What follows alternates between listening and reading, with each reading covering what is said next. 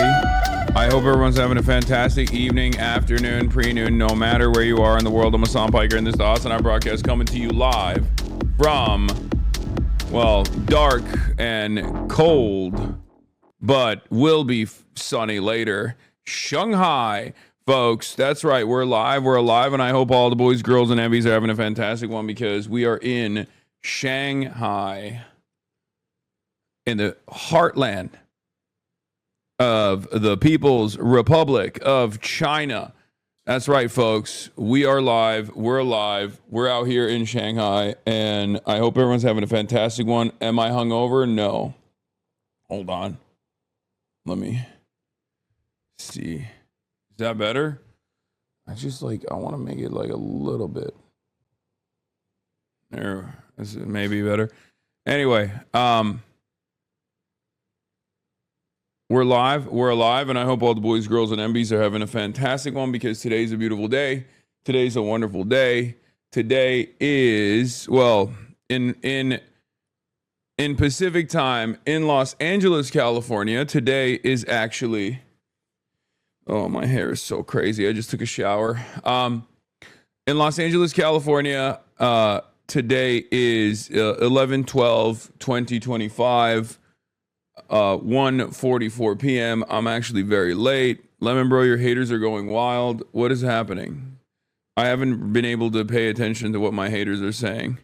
I think it's low-key kind of the Chinese firewall has been good for my brain, I guess, because I don't really get to see it. I don't really get to see what the haters are saying. Anyway, it's happy birthday, Austin. It's Austin's birthday. But ladies and gentlemen, we're alive, and I hope everyone's having a fantastic one. It is 11:44 p.m. here in Shanghai on the 12th of November. It's Wednesday, November 12th. Or no, sorry, not here. That's fuck. In California, it's 11:45. Or hold on. I'm not doing all right. I'm going to do it. Oh my God. Hold on. It is 1:45 p.m. in Los Angeles, California, and it's technically November 12th, 2025 in California. Here in Shanghai, it is 58 degrees, mostly clear, and it is 5:45 a.m. in Shanghai. 5:45 a.m., and it's actually Thursday. So we're in the future, as you guys know. I'm in the future, not hungover. No, man, this is not a hangover. Do you not understand?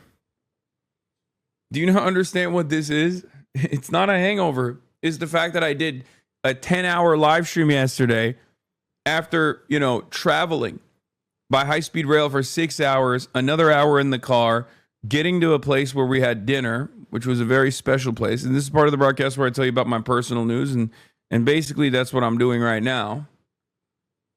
Okay? But going to dinner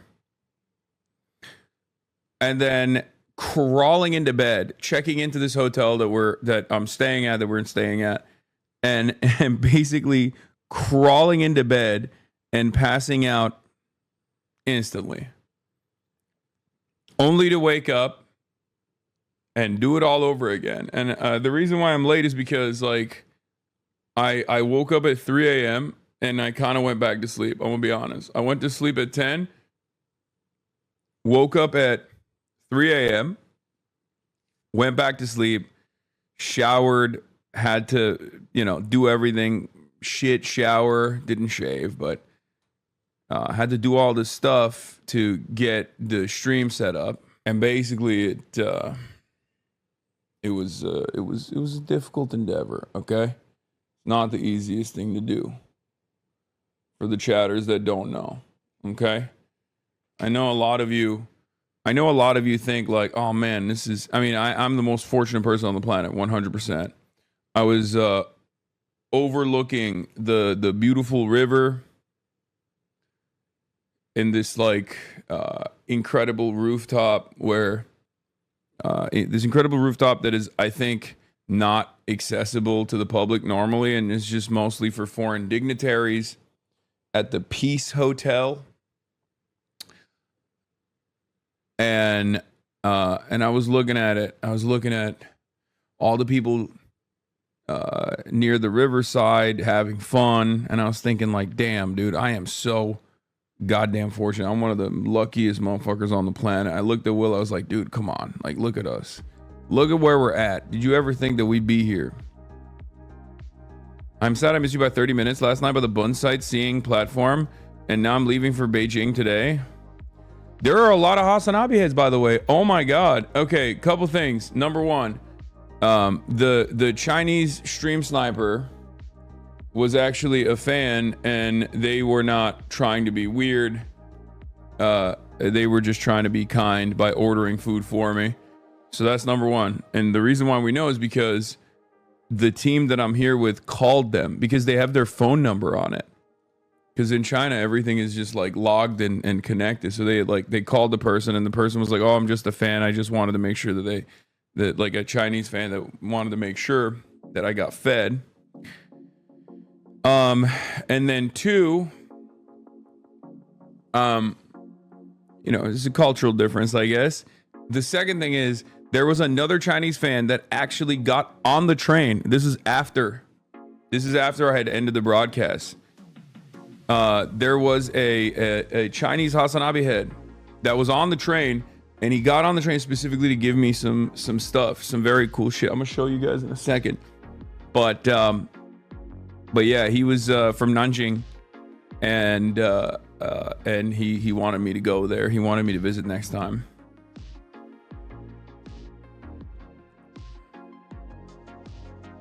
Did you see the Chinese bridge that pissed on the trees collapsed in a landslide? No, dude, that's not the same bridge.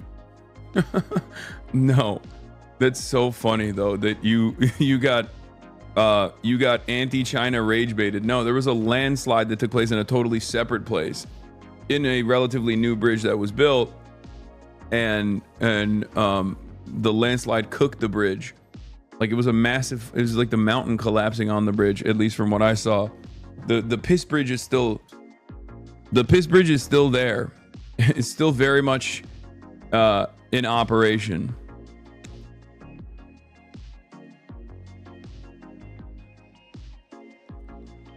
Okay, we got new nicknames for all of the crew.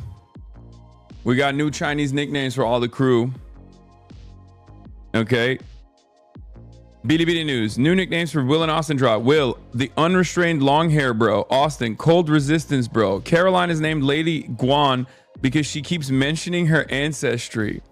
Okay, so they're not calling Will the White Dragon anymore. That's good. That's definitely a noticeable upgrade. I'm not gonna lie, the White Dragon one was a little scaring me a little bit.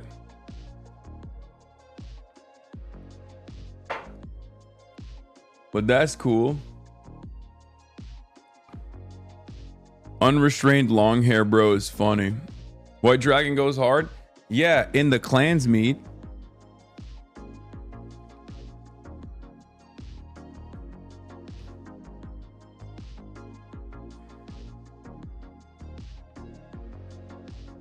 Anyway.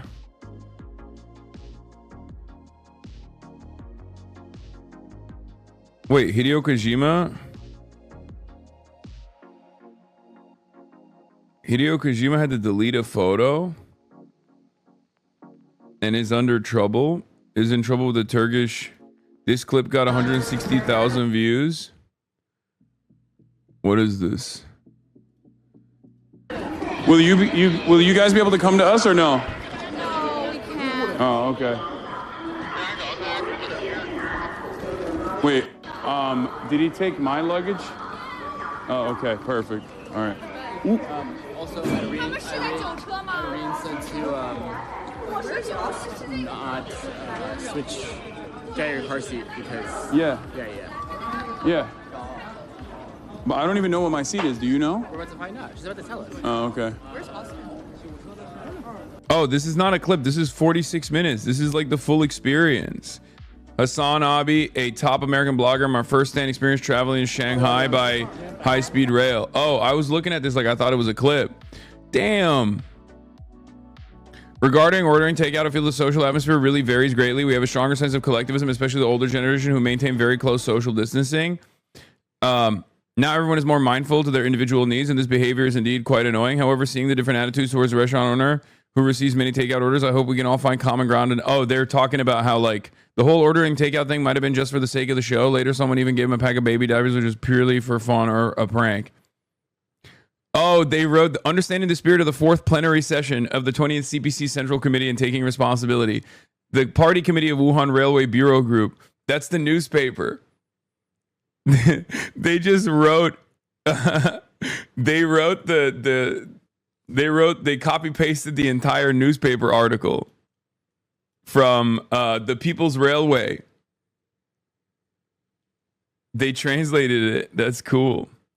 Also, we got more Bilibili comments in here, but American blogger Hasanabi at a rally in Washington. He stood in support of Palestine and shouted for Palestinian freedom. Check out this about the guy, impromptu speech.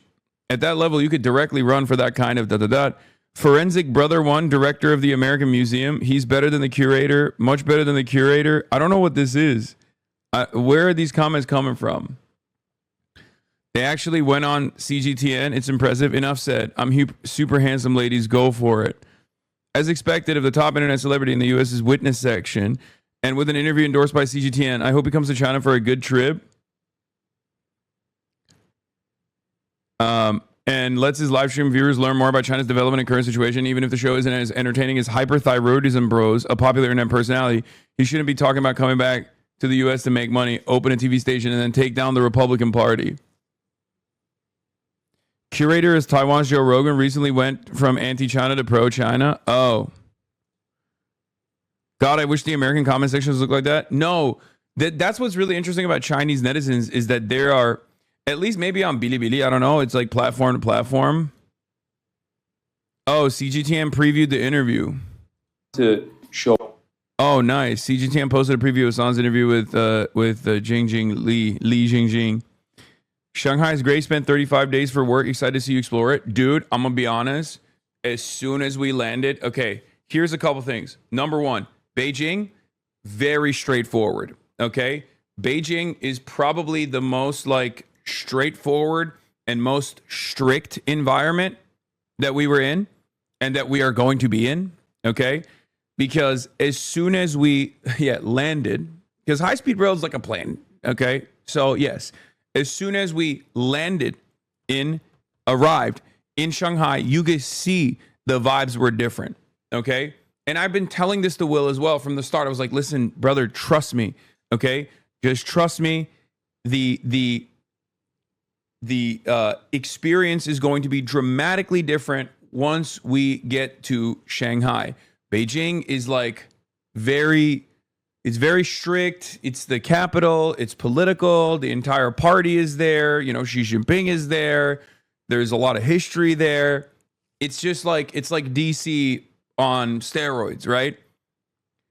Shanghai, on the other hand, and all these other cities that we're going to go to are like where a lot of people live, and they're very fun. They're much less strict. You can do whatever you want.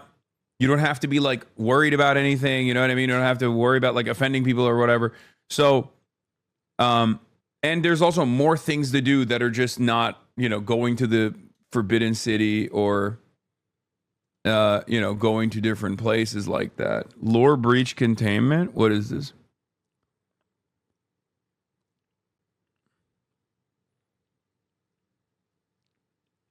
Yeah. Shanghai is basically New York City.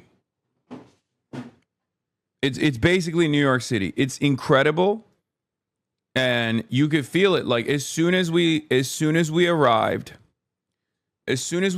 at the train station, you could feel the vibes were different than Beijing. Like Beijing is just, you know, something in the area. It's very.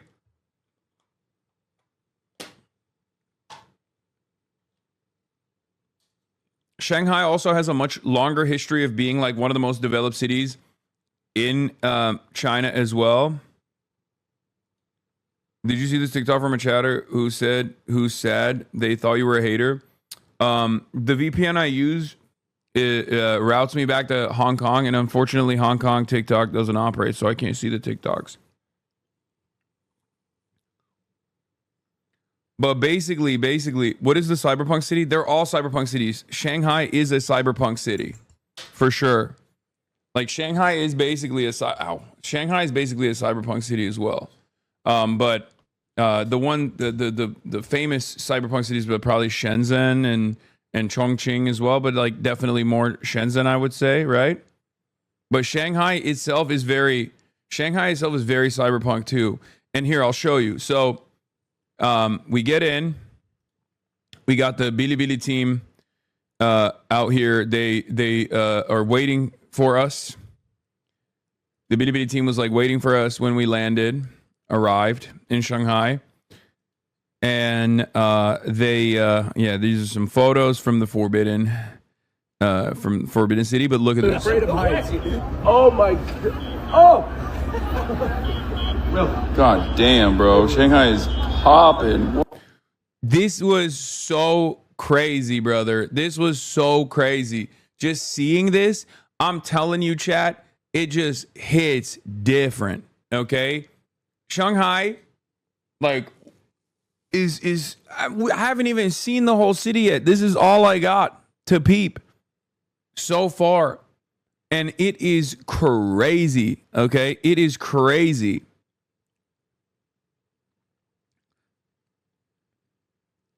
It is crazy. It looks not real. It just looks surreal. Anyway, yeah, but the place that we were at. Birthday to you. So we celebrated Austin's birthday last night, and the thing is, that room that we were in is like a very special room. It's like where, like that seat that Austin was sitting at, presidents have sat in. Like Bill Clinton and numerous other presidents have sat in. I'm going to be honest, Shenzhen kind of boring, not going to lie, but the parks are always nice in China anywhere you go. Well, Shenzhen is fun because like we get to see all the industrial like tech places. Shenzhen, from what I understand, is like the San Francisco. He's 24. What? That's a joke. He's not 24. Okay? I am joking.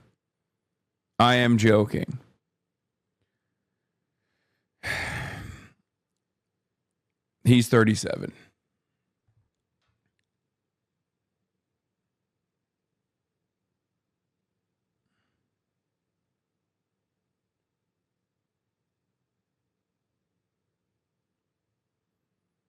He turned 37. Get it together, chatters. Hong Kong would be so fun for you all. More Americanized Shanghai, similar to Osaka. Yeah, I've never been to Osaka, but yeah, I think Hong Kong is dope too, but we're not gonna get to see I don't know how much we're gonna see Hong Kong in its entirety.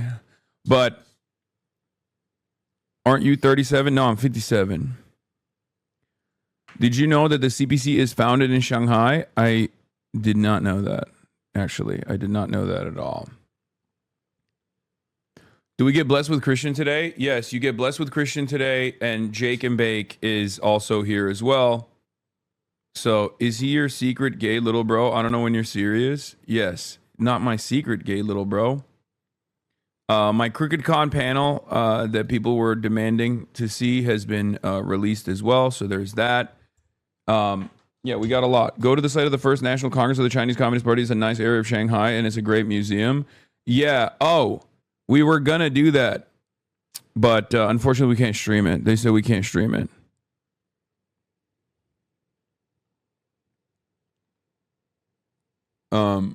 So we're not doing that anymore. There's like a VR Red experience or something, but like, we were gonna do something with the,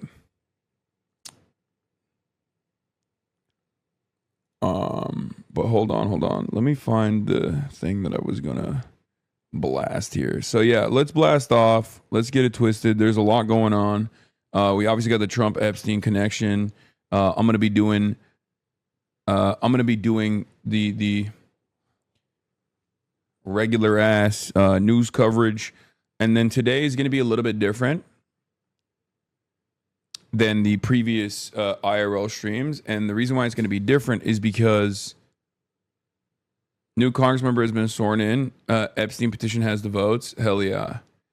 Yeah, we're going to see. We're going to see what's going on. This could be like, this could be a fucking implosion, you know? This could straight up be this could be a pretty significant development. Hopefully.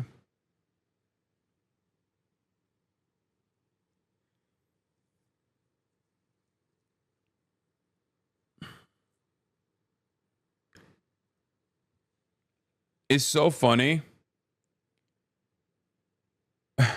By the way, speaking of Shanghai, what is this? New Steam hardware? What the fuck is this? Why are you linking this to me? Well, I don't understand.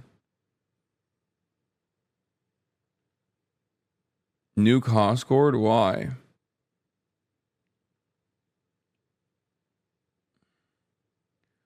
What's different today? Oh. Your Chinese fans are sad the stream ends so early for them.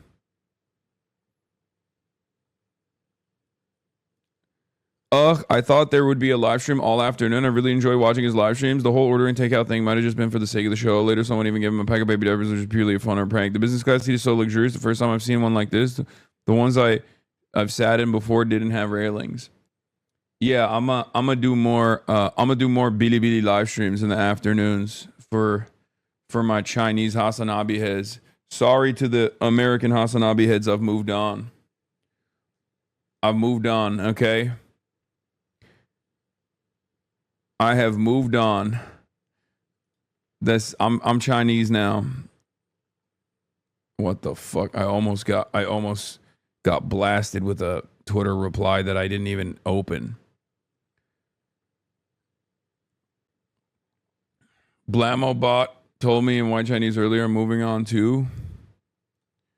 Wait, hold on. Yeah, we're abandoned.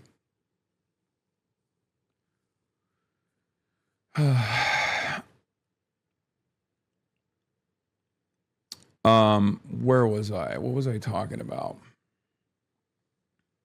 Do you think JD is worse than Trump as a president? Who knows? It's pretty hard to be worse than Trump, but could be. Oh, so what's different today? What's different today about the live streams is it's going to be more free flowing. Like we'll just do city exploration with Jake rather than anything else. Like rather than having like a pre-designated thing that we're going to do. Cause like half the team is going to do like a photo shoot thing that they have to get like makeup done for and stuff like that. So we're just going to be doing like wandering. Brother, will you be showing the China interview you are in? Yeah, when it comes out. There's only a clip of it so far. Yeah. China Day 4. I'm in Shanghai. New Epstein-Trump connection. Fallout from government shutdown continues.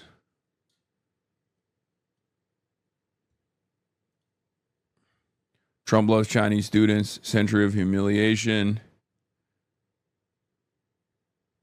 City exploration. Later. Get in now. How was the KFC? Oh, dude, the KFC that we had was incredible.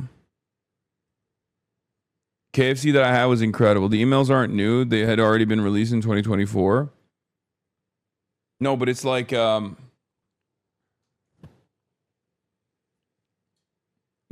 part that I'm talking about is like Jeffrey Epstein saying that he's like Trump knows about the women, stuff like that. Was it dropped off by a robot? No, it was dropped off by a person. Vance is a fan and friend of Curtis Yarvin and Peter Thiel, so I don't trust him one bitch. This could be as bad, if not worse. I think JD Vance is more competent, but he's also less charismatic. And because of that reason, he can't win an election. But I think if he were to somehow get into a seat of power, also give me a blast off meme chatters. Okay, I'll use this one actually. This one is fire. This one is fire.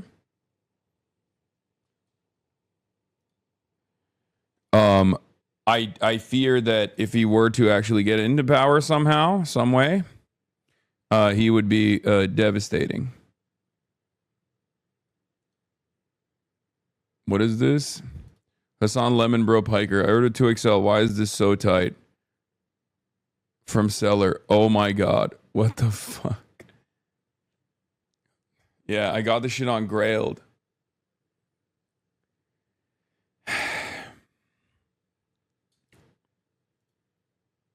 What is this? This one is great. How's Kaya doing? She's having an amazing time with Farley.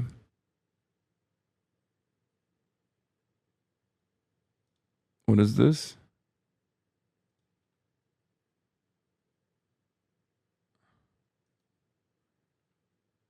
Are you going to Disneyland for Cutie? No. What the fuck? That link is busted. Anyway. But is Farley having an amazing time with Kaya? So far, yes. Straight up. You seem so much more relaxed in China. Yeah, because I am more relaxed in China.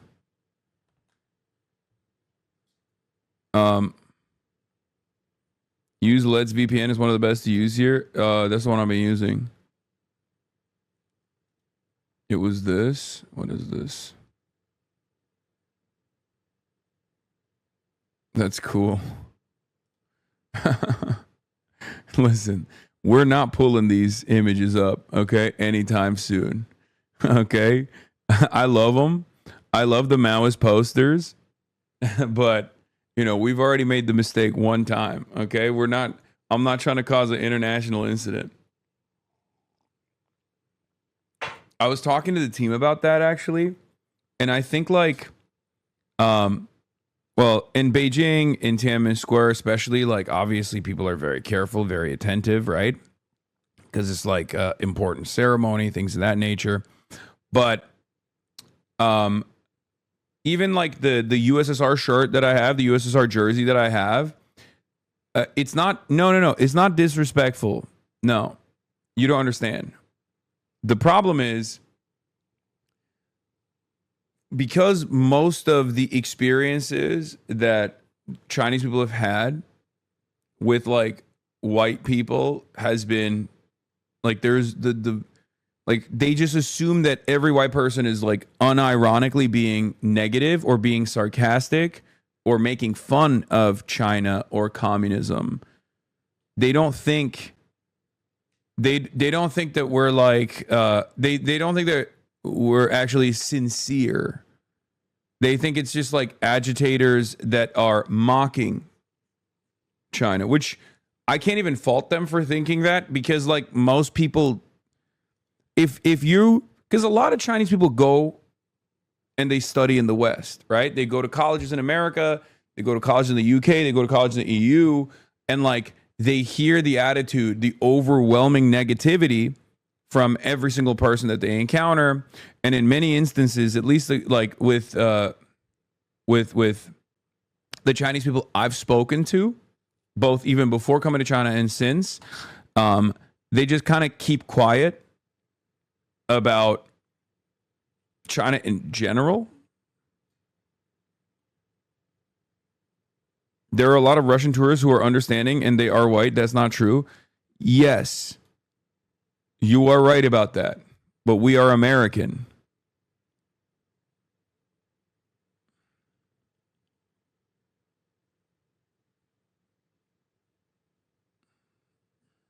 And so it's a little different. But basically, like, the way people perceive it is, like, is never, like, a sincere appreciation, but instead, like, outright mockery. And the reason for that is because of, like, the personal experiences that Chinese people have had in the West. and also the internet. Like what they that was a brief and abrupt clip. You know, I don't know what happened. But show the secret memes. No, there are, yeah. I feel like these Fs are my fault. Every time I get in here, it happens. Yeah, I mean, I don't know. We're in a different hotel, so I don't know how reliable and consistent the internet is. You know what I mean? Hassan, will you work on not using like so much when you speak? I think in comparison to people in my generation, I use like very, very selectively. I don't even say like that much. Do I? I mean, I do throw it in there every now and then, but it's not that much.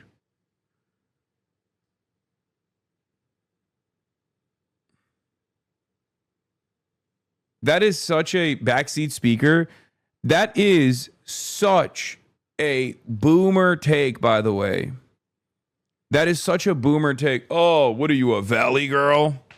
Saying like over and over again.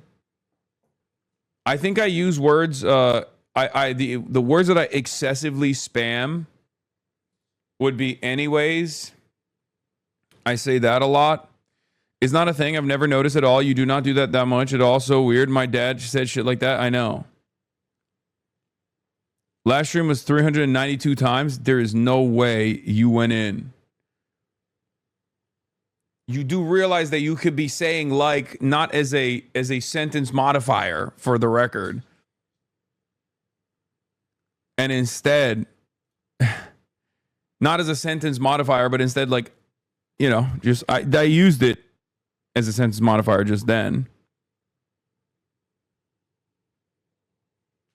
But instead as a way to say that you enjoy something. You say more than like, yeah. The word like is actually very important in the English language. Anyway, who talks shit about it doesn't know what they're talking about. You also use the word we are not gaming today a lot as well. That's true. Those are the scariest words in the English language for the Hasanabi heads.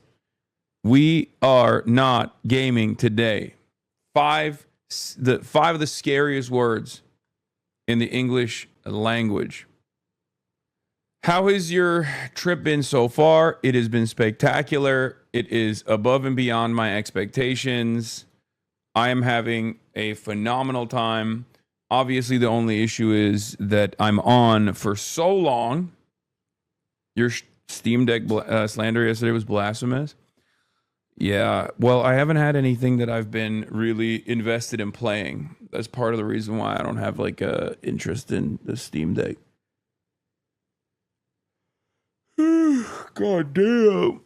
God damn. Anyways, is it 2 weeks or 1 month? I thought it was 1 month trip, but you said 2 weeks last stream. No, it's 2 weeks. It's not 1 month. Even though China is so massive and we could be there for a month. Have you experienced any restrictions on the travels in China, or is that mostly just propaganda? What? No, we're foreigners. What do you mean restrictions on the travels?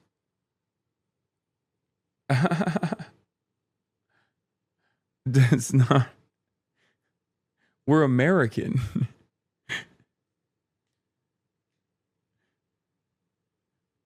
That's not a thing for tourists. I'm sure there are places that you can't really go to, but I don't know. We're never gonna find out. You know what I mean? You're not allowed to go over there. That's where we hide the Chinese state secrets. Yeah. Yeah, that's another thing. Like a lot of people straight up, a lot of people will straight up be like, "Oh, this is like the Democratic People's Republic of Korea." It's not. That's crazy. You can't go in this house that's white. Yeah, the White House. Did you use the new Valve Steam console, headset, and controller? I have not.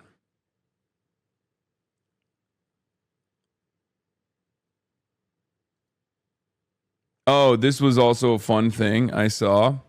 White House, federal statistical system may have been permanently damaged. White House, October jobs report likely never released. We're at the precipice of something very interesting, in my opinion. I think things are getting increasingly weirder and weirder and weirder in the United States of America. Oh, the jobs machine that calculates how poor our performance has been mysteriously vanished. This is unironically what America used to say in the Cold War about the USSR. Except we are actually doing it to ourselves. I am sorry, but this is what a crazy coincidence that my dog ate my homework last night. I actually did the homework, and honestly, teacher, if you were to grade this homework, I probably would have gotten an A+, okay? A+ homework, believe me, okay? I wrote it down. It was beautiful. You've never seen homework like this before. This was the greatest work from home situation from the standpoint of work. And yet the dog ate it. Believe me, the dog, very beautiful dog, ate the homework, and now I no longer can show you what the homework looks like. Oh, very bad, very bad. He's a bad dog. Believe me, very bad dog. Will get punished.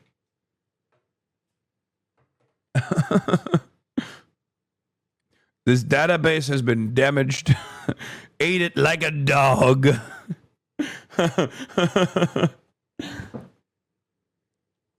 It is quite remarkable. It is homework, kind of an old-fashioned term. Yeah, like groceries. Groceries and homework.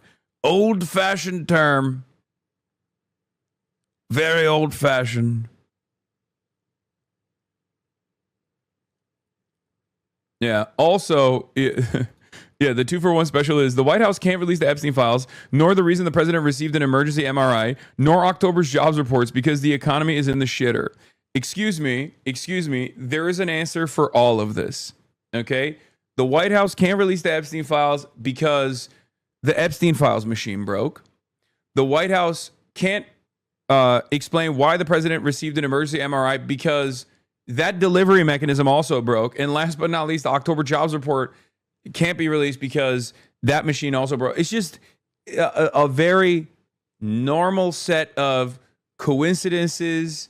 It's just a coincidence. You need to stop leaning into it, okay? The Democrats must have broke the machine when they shut down the government, okay? It's just, you know what it is? Honestly, it's because the jobs report is too good and they would be jealous.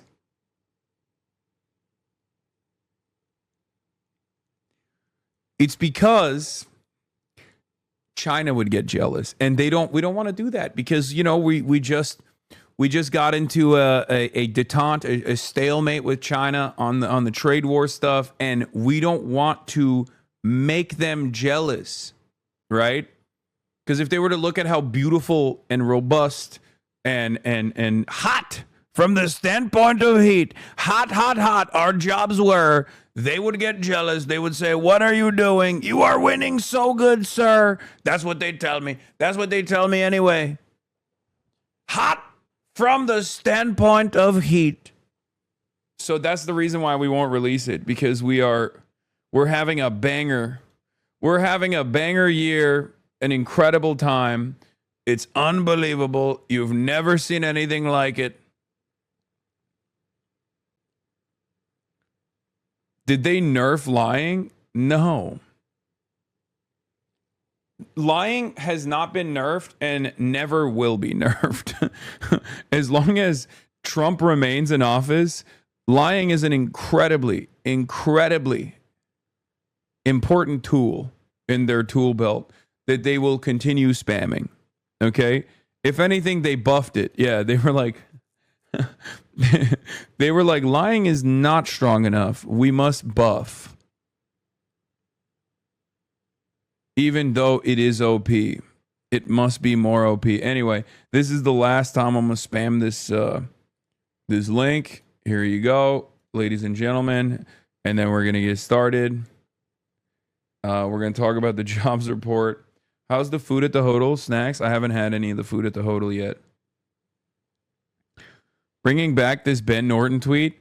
U.S. companies announced the most job cuts for any October in more than 2 decades. Bloomberg reports 153,000 jobs were lost, the most since 2003. If it weren't for the AI bubble, the U.S. would be in deep recession. 80% of Americans already live in areas in recession. This is true, by the way.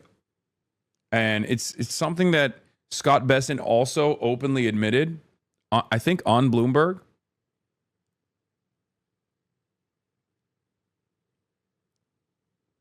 So... yeah, things are not looking too good. I'll be honest. Things are not looking too great in the United States of America. Sam was given an explanation on Lemon Bro today, and he was genuinely confused. Wait, what? Oh. Yeah, we're going to get to all this stuff. Do not worry. Hold on. Let's start there. There were some more memes here. Yeah, the Li Jingjing CGTN interview is going to be coming out soon. And I think some people are very excited about it, and some people are not so excited about it. Some people are very upset about it. But here's a 2-minute clip from the interview that we conducted. Let's take a look now. I also wanted to show my audience and the Western world in general that there are a lot of rumors about China. There's a lot of misunderstandings and also just outright lies, and that it's just another normal country, just like every other country is. This is Hassan Piker, an American online streamer, influencer, and a political commentator who wields significant influence over the young demographic in the US. He's known for his daily streams featuring political commentary and media analysis, and has amassed a combined 4.5 million followers on Twitch and YouTube. In his streams, he often discusses China's development with his viewers. Now, he has finally taken his first trip to China. I know Beijing is your first stop in your whole travel plan in China. It's probably just been 2 days for you to arrive China. How's your experience so far? It's been amazing. I haven't slept at all, but I'm just I'm carrying myself because I'm so excited. It's been a remarkable experience thus far. But I was always very excited to come to China, so this has been a dream come true for me. What do you want to experience the most, or what do you want to try the most? The food. I want to see all the big tier 1 cities, but most importantly, I am super stoked that I'm going to get on a high-speed train tomorrow to go to Shanghai, because I also want high-speed rail in America. Why? Why are you looking forward to visit China?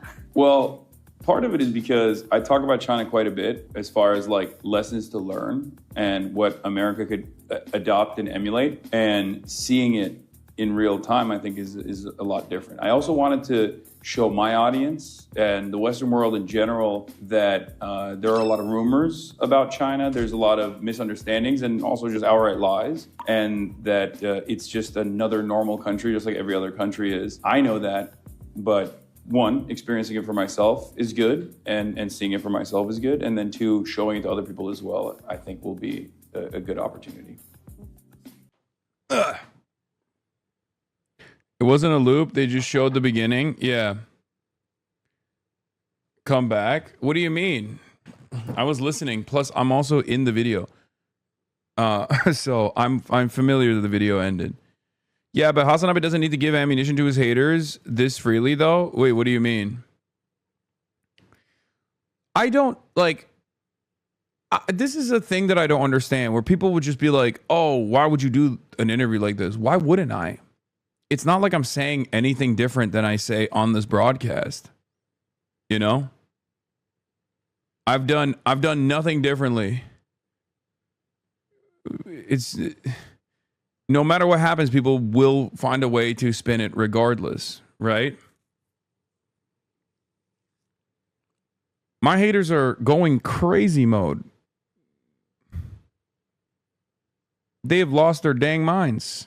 But that's not really new. I mean, that's just how they've always operated. They're making stuff up. They're clipping stuff out of context entirely to Like, even when we're not talking about China, like yesterday, March and I were talking briefly about the DNC and how like there was some tension in the air, and then someone walked into my hotel room, and I was like, oh my god, this is crazy, and they clipped that to make it seem like it happened in China, as like someone walked into my room and put the fear of God in me or something. Yeah, that's it. They do that. They do that all the time. It's just an insane thing to do.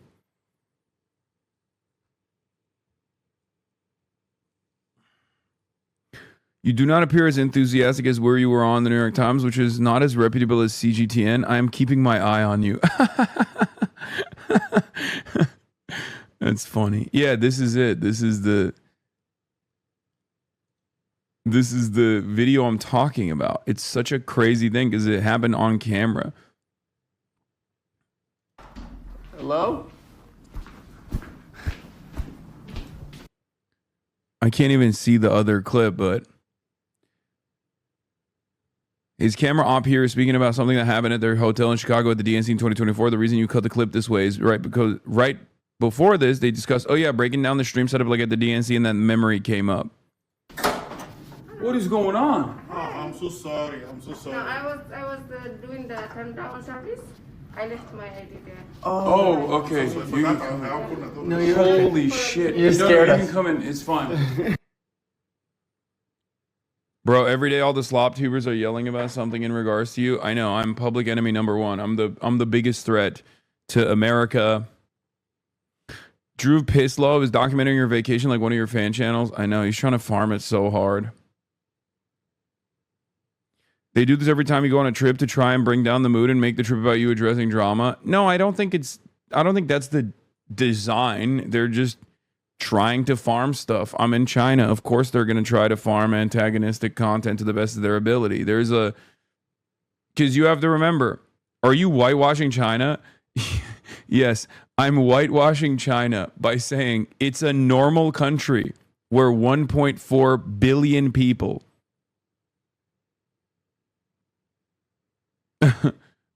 where 1.4 billion people live.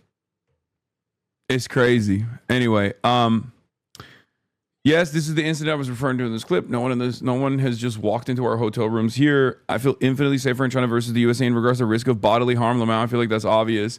And of course, people didn't understand that. People didn't understand what Marsh was talking about, which is that there aren't guns in China. Just like there aren't guns or there aren't like mass weapons readily available in most countries outside of the United States of America, and therefore it is obviously much safer to do IRLs and things of that nature in places like this. You can't just like walk up to the Chinese Walmart and purchase an arsenal of weapons. And when that threat isn't there, you feel a lot safer in general. What's really interesting is I think a lot of conservative people look to that and they assume, oh, it's because they have like very strong protections and strong police or whatever. And sure, that exists as well. But a big part of the reason is because they just don't, like other countries that have competent governments don't have guns. You feel me?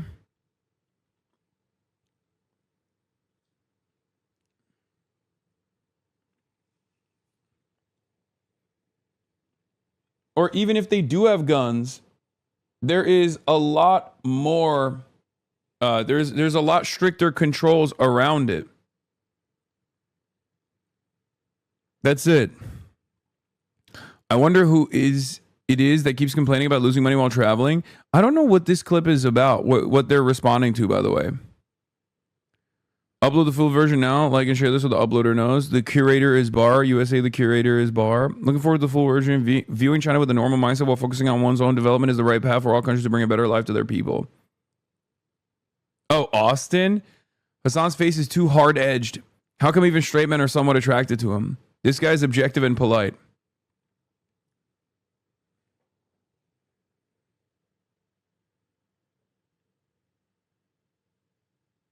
Upvote. Support this internet celebrity. China tourism. Support people-to-people exchanges.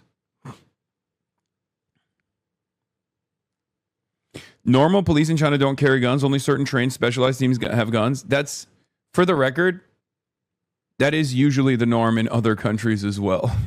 I know that sounds crazy if you're an American where you're like, what do you mean? All cops don't have an arsenal of weapons on them at their disposal at any given moment? But yeah, that's normal. Most beat cops in most countries do not have an arsenal of weapons on them at any given moment. And most human beings in general that are civilians also do not have an arsenal of weapons on them at any moment. America is the exception, not the rule. Okay? Most cops do not, yes, as this chatter correctly pointed out, most cops do not walk around like Batman. Okay? They're like, oh, look at my tool belt. I got 8 different grenades. Okay? I got 14 different types of pepper spray for different occasions. Tasers, zip ties, AR-15, shotgun, drone that can deploy munitions on you. Bro, the American police use Reaper drones now. An MQ-9 Reaper drone. Like, think about that. Think about how insane that is. First, they used it in Yemen. Now they use it on Portland, Oregon, you know, California, Los Angeles. Yeah, cops be like, I got a weapon for every minority. What is this? They are losing relevance and spiraling out of control with more and more insane shit. Most normal people care less and less, view you more positively, or simply don't care at all, and don't see you as the worst person on the planet as they do. Your haters believe you are the most evil person on the planet, so as more and more people view you positively or just don't care, they spiral into more and more insane shit, just like how Israel defenders act, and just like they are falling off. Yeah, I just don't understand why you choose to live life that way, but oh well, what are you going to do? Someone also just told me that Hassan Piker's in China, and they call him Lemon Bro? Yeah, apparently because he was jealous of I Show Speed, a streamer's China trip a few months ago, or maybe it was last year, I can't remember. And his sort of reaction of jealousy went viral in China. And but why is that Lemon Bro? Because I think like lemon, it's like you're sour. It's like you're sour because of jealousy. Oh, that's funny. So he's like a meme over And there now. did China send him on the trip? No, I don't think so. I think he went on a trip with a few other streamers, it looks like. Oh, all right. Someone also just told me that Hassan Piker's in China. Did he say did China send him on the trip? No.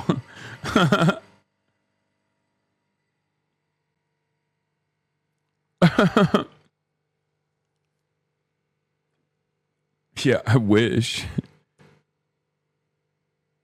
But to be fair, I think the Chinese government is in many ways still very old school. So my style of commentary, and even I think the things that I say sarcastically that don't even translate sometimes well to an American audience would probably not be perceived very well by the Chinese government, right? So there's just it doesn't work that way. Yeah, the Communist Party of China is the ultimate like leftism means no jokes.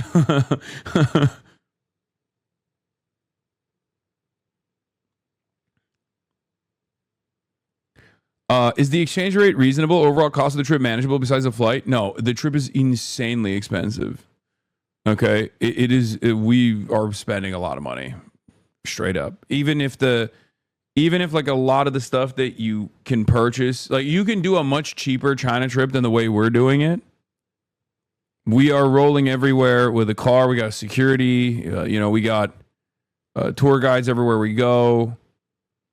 China is very affordable. Otherwise, we're not doing that. Yeah, top hotels, rides everywhere. I mean, yeah, look, this is beautiful scenery. How much was the Adidas jacket? That's all I need from China? I don't know. Is it expensive compared to doing the same thing in other countries? No, it's cheaper. No, it's much cheaper. Things cost much less in China. Here, we're in Shanghai, okay? Probably one of the most expensive housing markets in China, okay? Shanghai is one of the most expensive housing markets in China. It's very high demand. A lot of Westerners live here. A lot of commerce takes place here. A lot of businesses here, okay? And in Shanghai, I asked our tour guide last night. Not even one of the most. Okay, thank you. Exactly. He said the average rent for a 100 square feet apartment, which is somewhat sizable, right? I think by Chinese standards. The average square meter.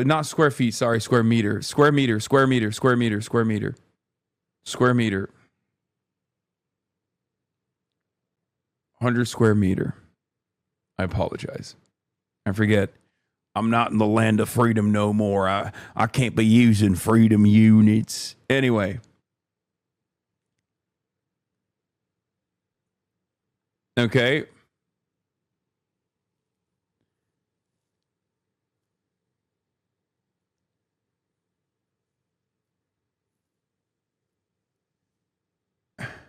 What the F is a meter?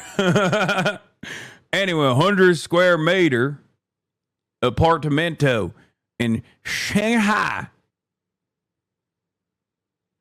In Shanghai, which is the most expensive real estate market, is around $2,600. Like, imagine New York City. Or San Francisco.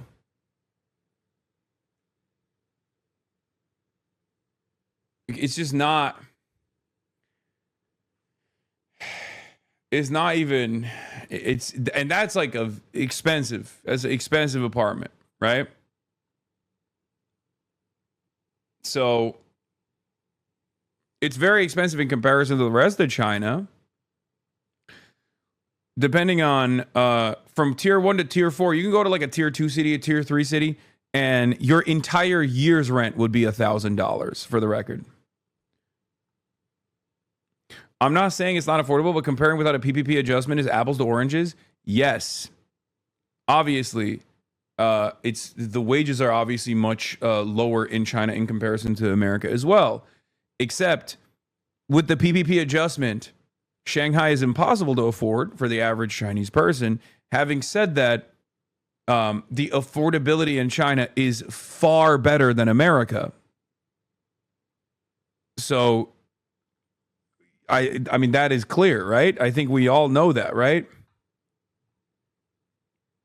If anything, the reason why people keep talking about PPP is purchasing power parity, for those of you who don't know. But one of the things that people constantly talk about in China is going to collapse, the economy is going to collapse, is because things are too affordable. Yeah, China has deflation. Prices are going down, but the wages are not. That's ideal for people that make wages without debt. If you notice, like, if you read any analyst if you read any Western analysts about like what is the new problem in China when they find something every other week, the problem that they say exists in China is that wages are fine, like they're relatively flat, they've grown, whereas things are too affordable. I know it sounds crazy, but they say that it's bad for growth because it's bad for growth because price increases don't take place in China, and therefore there's too much purchasing power. and people actually take on, instead of taking on debt, they unironically hold too much money. They save too much and don't spend enough. Here is a video on this exact phenomena. While the rest of the world battles inflation, China is facing consumer prices that are just too low. China's economy is facing a new threat. While most of the world battles inflation, China is grappling with consumer prices that are just too low. And it could be worse than the official numbers. It just sounds it sounds so crazy. And perhaps it's one of the greatest indications that economists are ops. Because from the perspective of the average person, if money is fake and it's just like a way to circulate and a way to stimulate the economy, okay, you look at this and you're like, what's the problem then? They could just like tweak the dials, right? The government could just like tweak the dials and make sure that they can avoid certain shortfalls.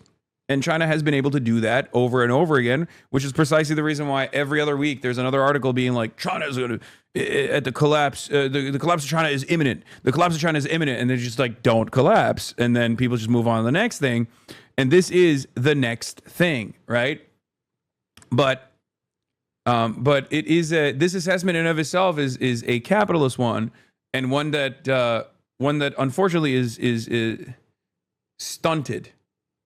You have these horse blinders on where you think in this capitalist hegemonic way, where you think, well, this doesn't make sense from a capitalist perspective. Like, if this happened in a capitalist country that has a decentralized structure, then it would just fail. It would be an abject failure. And yeah, I understand that. I get it.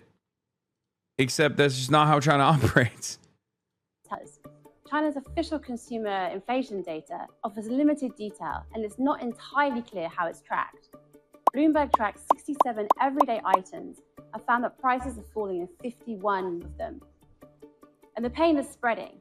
A brutal price war is breaking out across China's entire economy. If one company starts cutting prices... Yes, money is only about resource distribution is correct. Exactly. And if your goal is to get the resources in the hands of as many people as possible, then these kinds of things are not a problem. Do you understand? Their competitors have no choice but to follow. The result? Falling prices, collapsing profits, and no one wins. That phenomenon is called involution, but essentially it's about the fundamental imbalance between supply and demand. There's too much supply, which obviously lowers prices. There's more supply because China is a robust industry. China has a robust industrial base, and they produce too many things. And when you produce too many things, the price of things goes down because there's no scarcity. If you outproduce the demand, then prices are going to go down. Okay? That's what they're talking about. It's just like the prices are too good for the average Chinese. Like, you're not a capital owner. You're not a capitalist. You're not a capital owner. You're just a wage laborer, right? And if you're just a wage laborer, from your perspective, you're like, okay, things are just more affordable. Things are just cheaper. I don't care if if there's this like imminent fear of collapse. I don't think you understand economics. You can ask my previous employer, the Lehman Brothers. Yeah. My steak is too juicy. My lobster too buttery. It's bad. It's bad. We must put an end to it. It's too good, bro. You wouldn't like it. Hey, there's a term for it. It's called involution. What if the economy collapses because things are too affordable for the working poor? This is a bad thing. Okay? This is a competition problem. It completely crushes corporate earnings and slams workers' paychecks. Last year, 25% of Chinese listed companies made a loss. That's the highest percentage this century. And in 2024, a third of companies cut jobs. This shows China is in a deep deflationary spiral. If consumers stop spending, businesses stop investing, the economy slows down, and debt piles up. Beijing is trying to hit the brakes. In July, President Xi Jinping and his top lieutenants ordered a crackdown on excessive consumption. But with the property slump deepening and consumers too nervous to spend, Bro, you don't understand. It's stupid to buy food for yourself today if tomorrow the food is going to be cheaper. Yeah. It's just like economists, I feel like, despite being human beings, economists oftentimes operate as though they are not in their analysis. And it's interesting because the entire economy is still geared around people. And people are never going to be rational actors anyway. Like, they're not robots. So I don't understand what this analysis is supposed to do, especially if you have a different vision or a different mechanism, a different method of governance. These sorts of issues might come up, but they are easier to solve with central planning. experts think the government's fix won't even... Yeah. Involution is mostly relevant in free market economies where state does not actively stimulate demand with non-profitable state contracts and regulate sectors with price controls. That's the issue. They're still operating under this faulty assessment of well, China is a capitalist country, or whenever they want to fearmonger about China, they'll say it's communist. But whenever they want to talk about like the Chinese economy, they're like, well, it's a capitalist country. It's a capitalist country. It's like, well, they kind of wear, the way I describe it to Americans is kind of like they wear capitalism like a sleeve, right? Instead of previous methods of central planning, like previous formations of centralized planning in a command economy, the Chinese central planning revolves around controlling flows of capital. There is still obviously a lot of intervention and a lot of moving people into a certain direction, right? Moving sectors or focusing on different sectors when there is need for it, need and planning that takes place far before the economy moves in that direction. But this is just how the system works. It's not an accident that you can purchase like a fairly reliable electric vehicle in China for the cost of an expensive NVIDIA a GPU, you know? Like, it's crazy. That didn't happen out of nowhere. That happened because the government was like, we want to focus. We want to electrify our entire grid. We want to focus on we're the number one, we are the monopoly when it comes to the global monopoly when it comes to, you know, solar panels and renewable energies. And we want to make sure that our entire grid is less reliant on fossil fuels in general, and instead reliant on renewable energies. And therefore, they let 1,000 flowers bloom in terms of EV manufacturing for the last like decade. And the results are that they have this incredible manufacturing base for electric vehicles. Obviously, they are far too competitive in their pricing for European markets, and in an effort not to destroy their own domestic manufacturing sectors, the European markets try to limit the amount of Chinese EVs that can enter their marketplaces, and America just outright bans it, as you guys know. But this is what's going on. Move the needle. Our tracking suggests prices in China are set to fall for the third year in a row in 2025. This is the world's second largest economy. The longer prices stay low, the greater the risk that growth will stall for years, even decades. Here's another one from The Economist on the same topic a couple days ago. I can't watch this. This is a TikTok clip. Send me something else.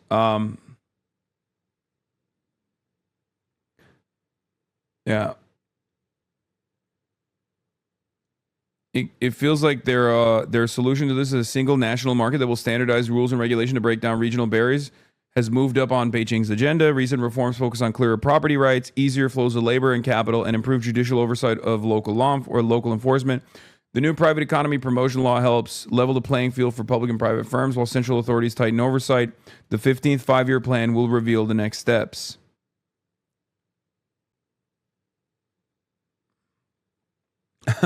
You're actually wrong. It's better for the government to provide incentives like the EV rebate instead of increased supply. Oh, man. It's, isn't that funny? Yeah, no, that's how it's supposed to work. You're right. Oh, yeah. White people don't like the Dems. With Jessica Tarkoff, Hassan Piker, Tim Miller, and Simone Sanders 9 hours ago. It got released.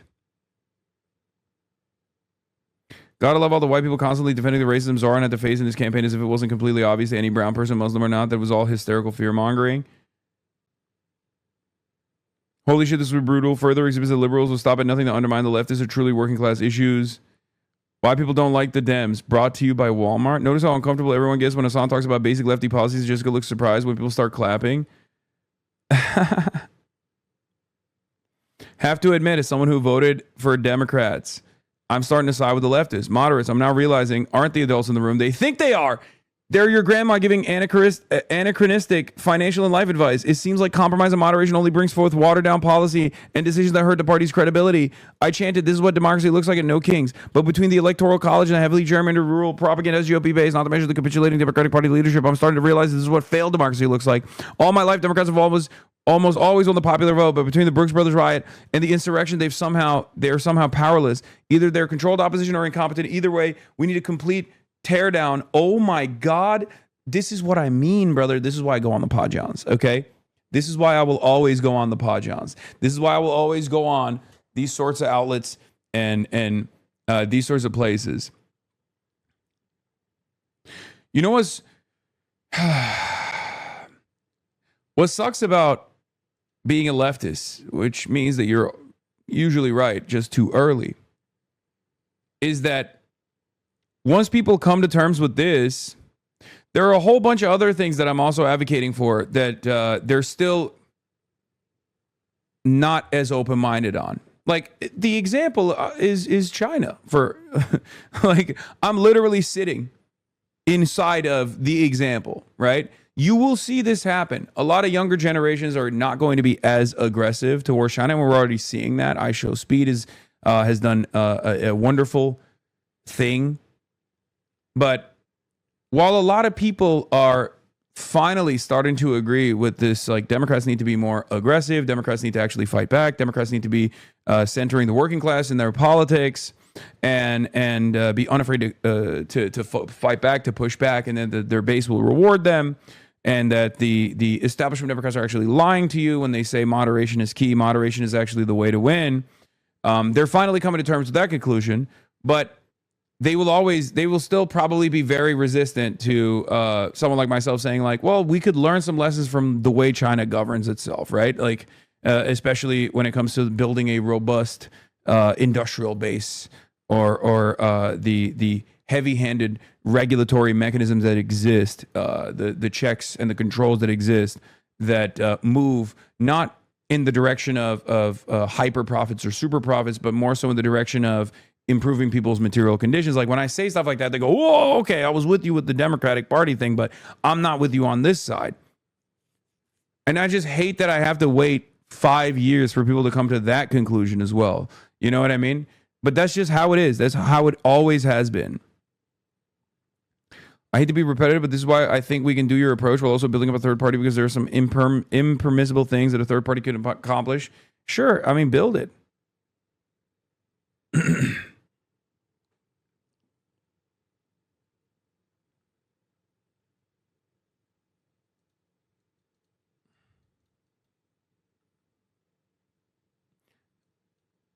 Yeah, I'm a British guy, but this video really helped me understand why some leftists really want a third party. The panel, except Hassan, seem to want to maintain status quo and not address real causes of inequality whilst ignoring economic populism. The part that blew my mind is how they acted, and Hassan spoke blasphemy for talking about Israel, shaking my head. I was appalled when the lady in glasses said the last 10 minutes was not fun after Hassan talked about Israel. It was ridiculous. It's not exactly fun for Palestinians being killed in genocide. How can you be a party for the left and common people in support and be in support of Israel?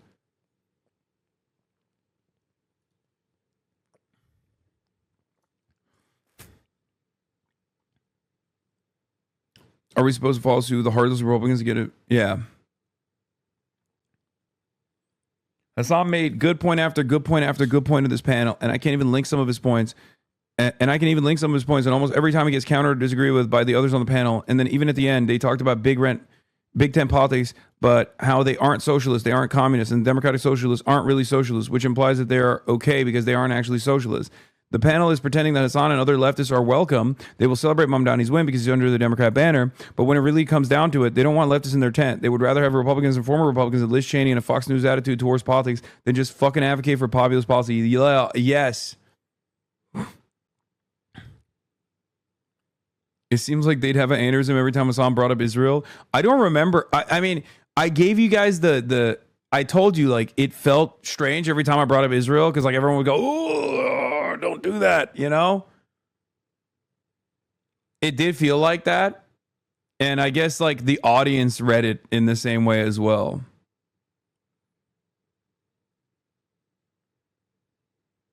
But yeah, this is my method. You might disagree with it. You might think it's foolish. You might think it's stupid. You might think it's unproductive. But this is my method, okay? You must go to where the masses are.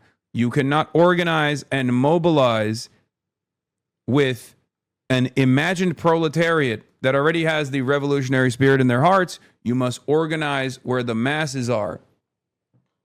You must shape your message. You do not have to lie and hide that you are a socialist if you are one, or a communist if you are one, okay, or a Marxist if you are one. Having said that, you must structure, you must never compromise on your values, but you must always structure your message in a way that is receptive,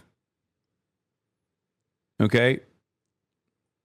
Because if you believe that Americans are heavily propagandized, and that they, if they were not so heavily propagandized against concepts such as socialism, due to the success of the Red Scare, right? If you feel like Americans, like the average American, would be much more understanding of socialist policies and principles if they were to recognize their own class consciousness, then you have to speak to them not as enemies, not as ideological enemies that are attacking you because they have a vision or they have a better standing in liberal capitalist democracy, and that's the reason why they're fucking pushing for it. But instead, because they've just been heavily propagandized. That's just what it is. And the same principle goes for even MAGA. We must not be enemies, but friends. Yes, all men are brothers.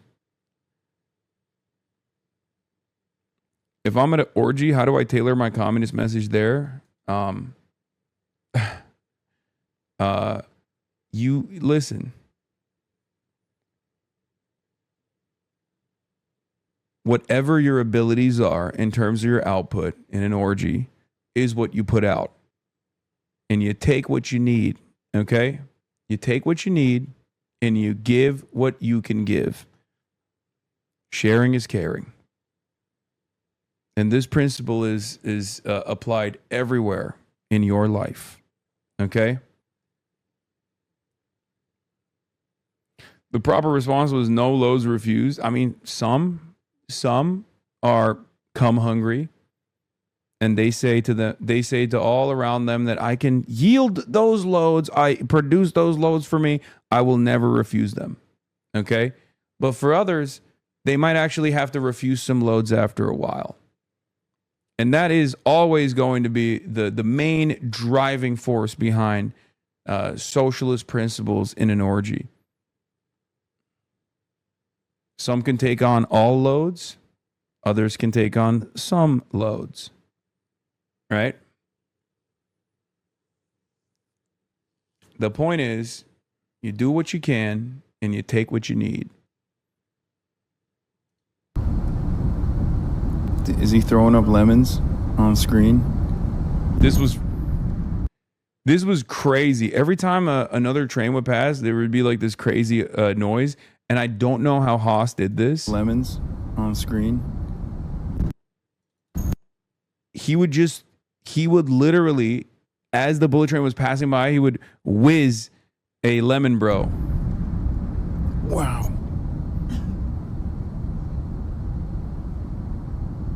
damn, the delay is pretty crazy. Wow. Oh, I just saw.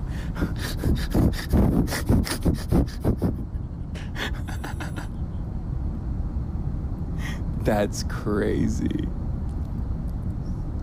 Mi limonchito lindo. Lemon Bro is pretty funny. I'll tell you. Is good. Yeah, I can't believe he did that. That is so wild. What is this? Oh, we got the Crooked Con. We got the playlist.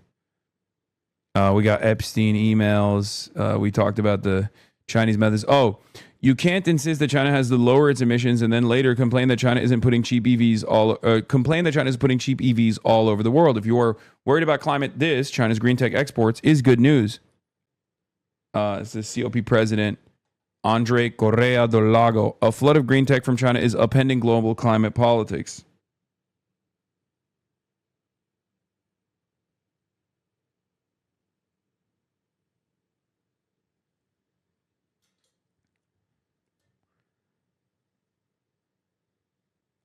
A flood of green tech from China is upending global climate politics. At this year's climate summit, the United States is out and Europe is struggling, but emerging countries are embracing renewable energy thanks to a glut of cheap equipment. This is like a very interesting take. It's a very interesting perspective because it's honest reporting because it's meeting. Remember, mainstream outlets obviously at the end of the day still have a duty to inform their audiences. And if your goal is to inform your audience, you have to every now and then say the truth about foreign adversaries and what they're doing right. And the New York Times is one of my favorite outlets to read on Chinese stuff because they will be like, China has yielded an explosive growth of renewable energy all around the world, but at what cost? Like, they'll be like, China cured cancer, but at what cost? Like they would just straight up be like, yeah, this is good, but also have we considered that this actually makes China look too good and we don't like that? Or what about our super profits? Oftentimes that is the counter. Oftentimes that is the argument. Okay? Isn't that more like the Wall Street Journal? I mean, there is not a lot of daylight between New York Times and Wall Street Journal when it comes to covering China. Also, speaking of China, one of the things I wanted to show you is Shanghai has been the special economic zone in China far before China developed to the degree that it did, right? So it was always one of the more developed areas. That's why there's this area called Bund, which is the colonial sector, basically, where like all of the Western style buildings are. Okay. And what's really remarkable about it is, here it is. Since the sun is in Shanghai now, here's a picture of Pudong, Shanghai in 1990 versus 2010. Pudong was once a ghost city. Now it's the financial center of Shanghai with 5+ million inhabitants. Okay? And that's since 2010. It's even grown. It's exploded in size since then. So this side of the river, this right here, was already developed far before anywhere else was, right? In China. It was already a developed part. It was like an entry point, special economic zone, entry point into the Chinese markets by Western capitalists, right? There was nothing here. And now, and I'm on this side right now. I'm literally right here somewhere. Like I'm here somewhere, but I'm looking at, oh wait, no, I'm not. No, I'm actually over here. Sorry. I literally am like right there, I think, on the other side of the river. I'm on the new side. Okay. I was here on the old side last night. I'm on the new side somewhere around here. Okay. And this is the story of China in general. Like no matter where you go, this is how it is. Don't leak your location. The fuck? I mean, it's pretty safe.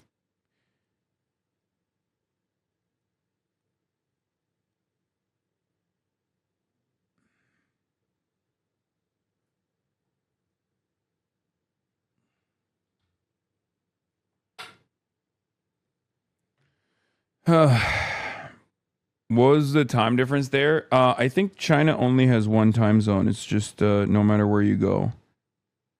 I'm pretty sure it's just Beijing time. But it's 7 a.m. here. Whereas while it is 7 a.m. here, it is 3 p.m. in Los Angeles.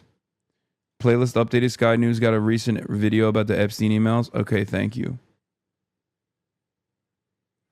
Yeah, dog, I just got a fucking Google notification that you were detained in China. That did not happen. Why do... Oh, guys, I don't understand this. I'm an American citizen. I live in the United States of America. Why the fuck would the media lie about such an easily observable thing? I don't get it. Do they think I don't have the capacity to tell people that that's not the case?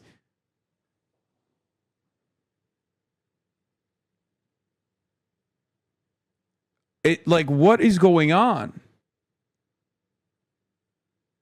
What the hell is going on? Yeah, I'm in a Chinese prison right now. This is what it is, I guess. Or it's a pre-recorded stream. It doesn't make any sense, dude. But it's kind of funny because a big part of my job is media criticism and trying to instill media literacy in my audience. And what's been interesting is I've covered the way that Western press covers China in general, but I never, perhaps I was foolish for this, but I never imagined that I would be at the center of a story like that.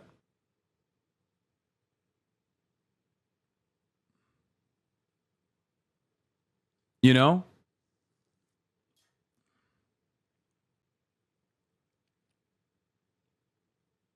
Would you be able to compare it to the city you're in? To any other city outside of China you've been to? I mean, Chinese cities are very different in many ways. But if we're being real, if we're being really real, okay, I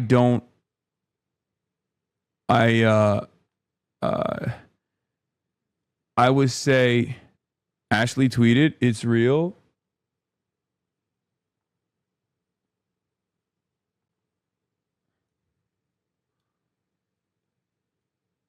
It is a real Google push notification. We got to chill. This is wild. Hassan Piker was detained during a China live stream. What the fuck? What is happening? Western communist sympathizer gets a taste of real communism as a Western journalist wet dream. Yeah, but what do you mean? But it didn't happen. What is happening? Okay, sure. I understand that. Like that's like a very cool for the China beat, for all of the reporters reporting from Taipei, that this is a fantastic opportunity for them, right? To like write this article to be like, oh yeah, Hassan gets fucking destroyed by his own vision for a better tomorrow. Like, yeah, guess what, idiot? But that's not a thing that if it happened, then sure, right? Write about it all day. But that's not what took place. As someone who has been detained by the American government, what took place was not that. I like how no one reached out to you for comment. Yeah, because if they did, I'd be like, you're a fucking idiot. I'm literally streaming right now. What is happening? I'm streaming. I'm doing IRLs out and about. Like, they're gonna be like, the Chinese government has actually limited his movement in free movement in the country.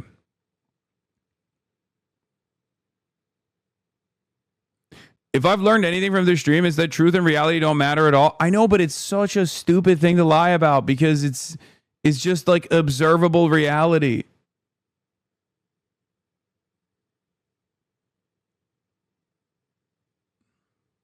Even the thing that people are talking about with like, oh, I don't really feel any sense of patriotism for America. What's really funny about that? What's really funny about that is like, I was just saying, like, I don't fully understand why like I don't understand the significance of the flag raising ceremony because there are a lot of patriotic Chinese people. And I was saying, like, if there was a similar thing that took place in America, right? Like, this is not something I would participate in. And I was just saying that, like, I don't have this this sense of patriotism in me. It's not for me, but I found it very interesting to observe this experience for many others. And I try to comprehend, like, what motivates people to feel this way, what motivates people to have a sense of pride. And it's really interesting that they just, like, clipped it to be like, Hassan waving the Chinese flag says he doesn't have any patriotism for America. And it's like, I feel like even that backfires on a lot of people because they're like, I've seen a lot of people comment on that being like, yeah, I don't feel any patriotism towards America either. Have you seen our government? Like, the point I was making wasn't that. Guttural social credit, tofu drag, debt trap diplomacy. We are very much used to the Western snake tongue. Now you're experiencing it personally. What a great thing to share. I mean, what are you talking about, Top G? This has been my fucking political career. You are pretty patriotic towards the Ottoman Empire? No, I'm not. That's a meme.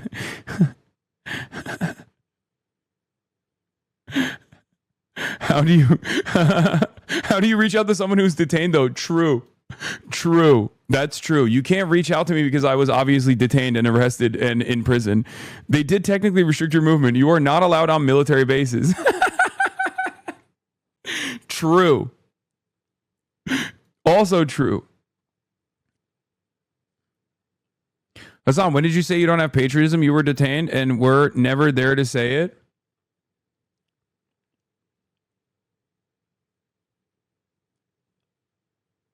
Can't believe China wasted their money on this frivolous spectacle when they could have just been trafficking guns to Sunni radicals in Syria, bombing fishermen in Venezuela, or shooting down missionary planes in Peru. Exactly. Much better way to use your funds, man. I don't understand what this drone shit looks like.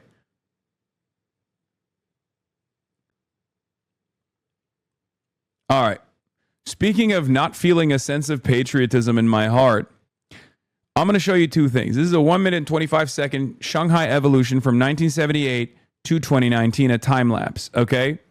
This is part of the reason why Chinese people do feel patriotic, okay? Here.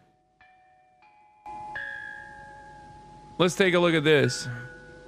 And then I'll show you why, even though patriotism isn't for me necessarily, this makes it extra hard to feel any kind of patriotic about the United States of America.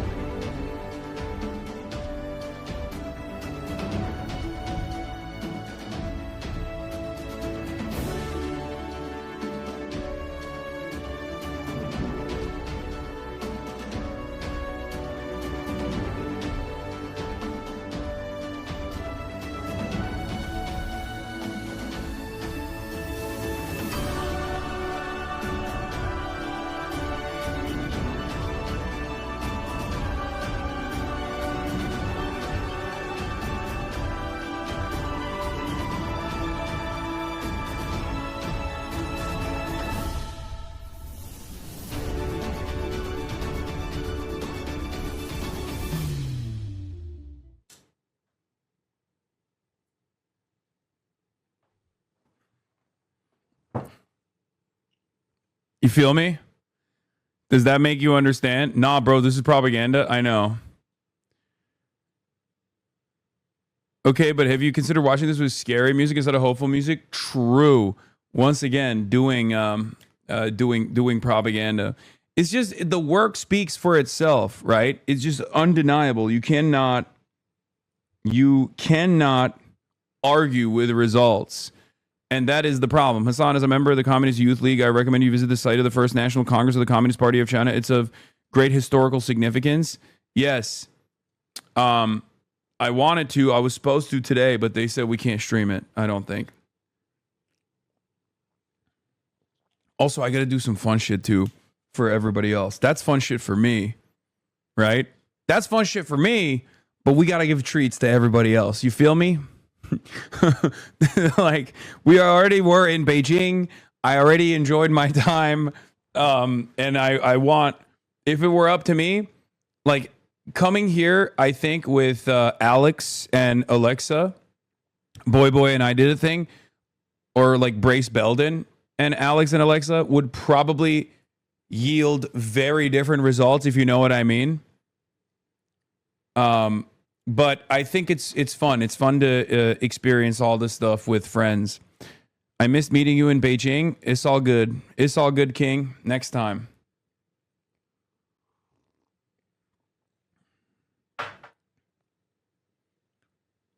Highly recommend going to Shanghai Urban Planning Museum. It is a scale model of Shanghai that takes up the whole floor of the museum. Have you gone to a vintage Marxist store yet? No. But the team here that I'm working with got me a copy of the red book that is from like, that's super old, and it's very, very exciting. It's like a literal artifact.